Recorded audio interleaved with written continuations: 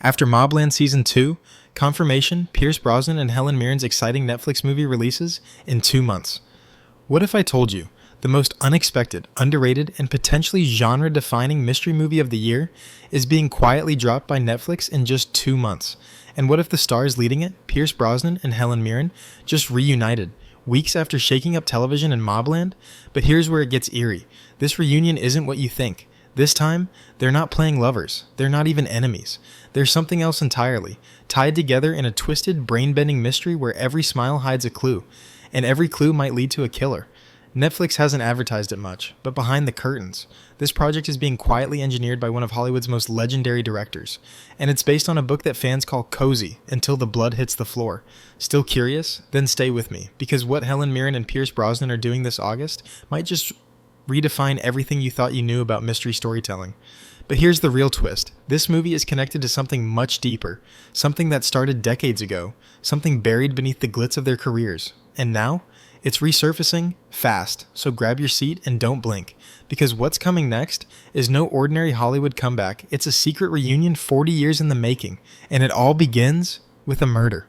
Let's rewind, just for a second. Pierce Brosnan, Helen Mirren, two names that practically echo through film history. From James Bond to The Queen, from action-packed spy thrillers to Shakespearean elegance, these two actors have done it all. So, why, after all these decades, are they suddenly reuniting in not one, but two projects back-to-back? And more importantly, why is no one talking about how strange that timing really is? First, they teamed up in MobLand, a gritty crime saga drenched in betrayal, blood, and backroom deals. Fans went wild. Their chemistry was electric, mysterious, dangerous. But now, they're switching tones entirely for the Thursday Murder Club, a murder mystery set in a quiet retirement village. No guns, no gang wars, no illicit empires. Just friends, secrets, and a dead body that no one seems to want to explain. Why such a sharp pivot? Why go from Paramount Plus power couple to platonic pensioners solving crimes? Is it just coincidence, or is there a deeper plan to craft a narrative arc that spans two worlds? Think about it. MobLand ends in June. The Thursday Murder Club premieres in August, a mere 88 days apart. That's not random. That's orchestration. And once you understand who's behind this Netflix movie, and why now was the perfect time for these two legends to reunite, you'll realize this isn't just another adaptation, it's a warning shot, a sign that something big is shifting in how we tell crime stories. Oh, and before we go deeper down this rabbit hole of secrets, missed clues, and silent truths, make sure to subscribe, because what I'm about to uncover, Netflix doesn't want mainstream viewers to realize, so hit that button. Now, this isn't just about Helen Mirren and Pierce Brosnan, this is about the forbidden knowledge buried behind the silver screen. Ready? Let's crack it open. At first glance, the Thursday Murder Club seems charming, harmless, even cozy. A group of elderly friends in a retirement community solving cold cases for fun. Sounds like something your aunt would watch on a Sunday afternoon. But don't be fooled. This isn't comfort TV. This is psychological misdirection, and it's based on Richard Osman's novel, which is far more twisted than its surface suggests. These characters, they're not amateurs. They're ex-spies, ex-cops, former professionals with secrets darker than the murders they solve. And the casting of Brosnan and Mirren, not just for star power. They were chosen because they bring hidden weight, because audiences trust them until it's too late, because when Pierce smiles, we forget that he could be hiding something behind his eyes, because when Helen asks a question, it sounds like concern, even when it's really a trap. Mirren's character, Elizabeth Best, is calm, refined, but deeply analytical. Brosnan plays Ron Ritchie, a charming ex-union boss who knows how to bend rules. Sound familiar? These roles weren't just written, they were tailored, because Mirren, at nearly 80, still commands the screen like royalty, and Brosnan, after years in the shadows of Bond, has reinvented himself as something more dangerous, more unpredictable. This isn't just a reunion, it's a reintroduction to what these two actors really are when you strip away the filters. Not icons, not legends, but weapons. Remember Home Alone, Harry Potter? That's the director. Chris Columbus is known for whimsy, for heartwarming chaos. But here, he's shifting gears, and he's doing it quietly. Because Columbus didn't just sign up to direct a mystery, he signed up to subvert one. This film will feel familiar until it isn't. Just like Knives Out, but warmer. Just like The Crown, but bloodier. Because when Chris Columbus builds something sweet, that's when you should really be afraid. Mirren, Brosnan, Ben Kingsley, Celia Imrie, Naomi Ackie. It sounds like an award show guest list, not a Netflix original, but there's a reason for every name. Kingsley plays Ibrahim, a former psychiatrist with secrets nobody wants to touch. Celia Imrie is Joyce, a woman who writes like a diary queen but reads people like a profiler. Each cast member is a puzzle piece, and when combined, they form something bigger than any one mystery, a collective deception, a murder that wasn't just random, but invited. Let's talk long-term strategy. Netflix doesn't just make standalone movies anymore. It builds ecosystems, interconnected worlds, multi-film universes hiding in plain sight. Sound familiar? The Witcher, The Old Guard, even Extraction now has spin-offs. So why would Netflix pour millions into the Thursday Murder Club with A-list icons, a best-selling novel as source material, and Chris Columbus directing, and not plan more? Here's what they don't tell you. Richard Osman didn't write just one book. He wrote a 4-book series. And Netflix, they optioned all of it. That means the Thursday Murder Club is not a one-off, it's phase 1.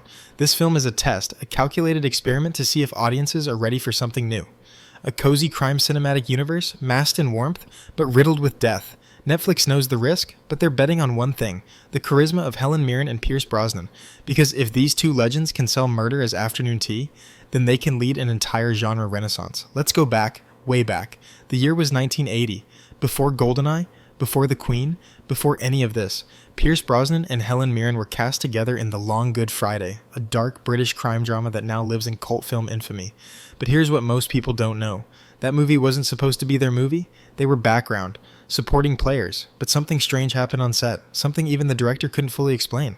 When Brosnan and Mirren were on screen, even just in passing shots, audiences couldn't look away. And now, 44 years later, we're seeing that same magnetic force again. Not as lovers, not even as enemies, but as equals. Two legends, two careers, one unresolved narrative thread that's finally being tied together. Why now? Why after all this time? Because Hollywood forgot something. They forgot that real chemistry isn't scripted. It lingers. And this movie, it's the proof. At its core, this movie does something dangerous. It plays with a formula Hollywood usually avoids. Old protagonists, slow pacing, intimate death. Most studios want fast cuts, young faces, explosions, spectacle. But the Thursday Murder Club dares to ask, what if your grandma is smarter than the local detective? What if your quiet neighbor has killed before? What if age isn't weakness, but camouflage? That's why the murders in this film aren't just physical. They're emotional. They chip away at friendship, loyalty, sanity. Because in this story, the killer doesn't always wear a mask. Sometimes they wear a smile. When author Richard Osman visited the set, he said something that most outlets completely ignored. He didn't just say the cast was good, he said he was in awe. He didn't elaborate, no full reviews, no breakdowns, just awe. But here's the thing, Osman isn't just a writer. He's a former television executive. He knows PR. He knows media control. He knows how to signal something without saying it out loud. And his visit wasn't just a fanboy moment, it was approval. Because in industry terms, awe from a creator like Osman means this: they did something I didn't expect, and it worked. Translation? The adaptation took risks, and if those risks worked for him, they'll shock viewers. Usually, Netflix pushes big titles with months of trailers, social media campaigns, interviews, behind-the-scenes hype. But the Thursday Murder Club? One trailer. A short release window? Minimal buzz. Why? Because they wanted to creep up on audiences, like a whodunnit clue you overlooked. This is stealth marketing at its most dangerous. Netflix wants organic word of mouth, and the second it drops on August 28th, the algorithm will strike. And if it hits, if enough people binge it in the first 24 hours, you'll see the next phase greenlit almost immediately.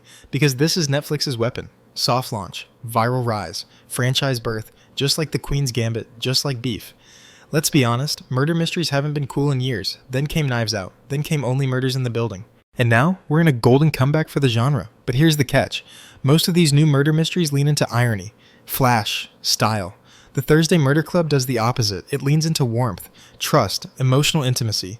Then it violates that trust. The weapon here is comfort. The misdirection isn't a shadowy figure or an unsolved clue, it's kindness. Because when an old woman bakes you cookies while hiding evidence, that's scarier than any masked killer. And that's what makes this movie dangerous. It feels safe until it turns. So now you know, this isn't just another Netflix drop. It's a strategic, multi-layered reunion between two of Hollywood's most mysterious veterans. It's a slow burn with deadly consequences. It's cozy until someone doesn't come back from bingo night. It's a movie about memory, loss, and the monsters who live across the hall. And it might just be the beginning of a franchise that rewrites how we look at crime itself. Still think this is just another August release? Or do you see the cracks now? The buried history, the orchestrated timing, the silent clues? Because if MobLand was the overture, the Thursday Murder Club is the secret sonata playing in the dark, and Mirren and Brosnan, they're not here to entertain you, they're here to make you look twice. Once at the crime, and once at yourself. Something strange is happening. Longtime fans of the Thursday Murder Club books, loyal readers who fell in love with Elizabeth, Joyce, Ron, and Ibrahim, aren't all excited. On Reddit, in Discord groups, and deep comment sections, a familiar fear is surfacing. Mirren's too old. Brosnan's too charming. This doesn't look like my Thursday Murder Club. But Netflix knows this reaction. They've weaponized it before. When The Sandman dropped, fans protested casting changes until the series aired. When One Piece cast Luffy, critics mocked his smile until episode 1 changed everything. This is a pattern. Netflix invites suspicion. Because backlash breeds curiosity. Curiosity breeds views. And once people click play, it's over. Because love or hate, they've already entered the trap. But this time the trap is deeper. Because if the Thursday Murder Club works, it doesn't just prove doubters wrong, it silences them with excellence. Take a closer look at Helen Mirren's recent roles. In 1923, she played Cara Dutton, a woman holding a frontier family together through sheer force of will. In Barbie, she was the omniscient narrator, controlling reality with her voice. And in MobLand, she was Maeve Harrigan, a mob queen hiding the deadliest secrets behind tea and pearls. Now in the Thursday Murder Club, she's Elizabeth Best, the deceptively quiet former intelligence agent with a memory like a trap. See the thread? Helen Mirren has been building toward this role for years, not by accident, but by design. She's been showing the world that older women, grandmothers, widows, homemakers, aren't soft. They're survivors.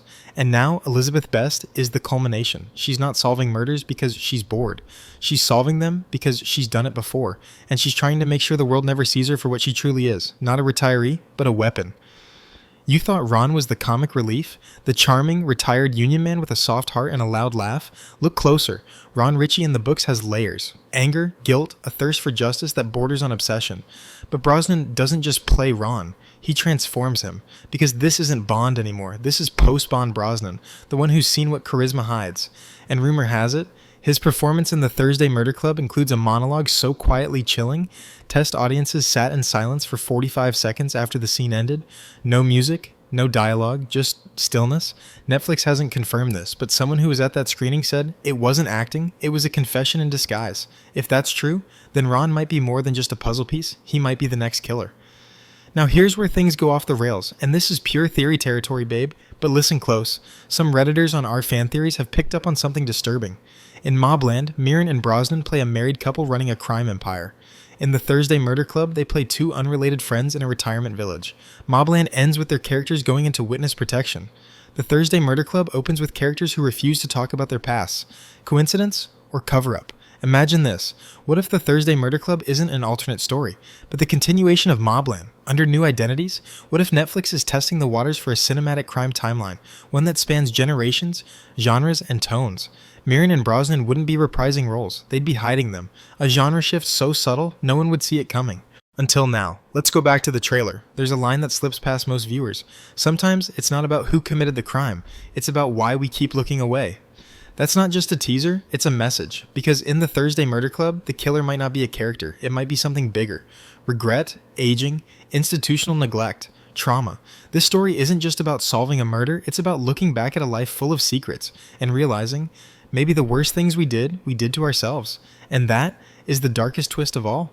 So now you see, babe, this isn't just a reunion of old stars, it's a warning, a reminder that every cozy town has a killer, every soft smile hides a lie, and every story, no matter how warm, can end in silence. Helen Mirren and Pierce Brosnan aren't just acting, they're unraveling. The Thursday Murder Club isn't just a mystery, it's a mirror, and what it reflects depends on how closely you watch. So when August 28 comes, when the Netflix feed casually drops that title between action flicks and reality shows, don't skip it. Don't scroll past, because once you hit play, you may not stop. Not because it's addictive, but because deep down, you'll feel it watching you back. You'll feel it whispering, "We know what you've forgotten." And when the credits roll, don't be surprised if your living room feels a little quieter, a little colder, and you ask yourself, was that just a movie or a memory you didn't realize you had? Because in this club, everyone's guilty, even you.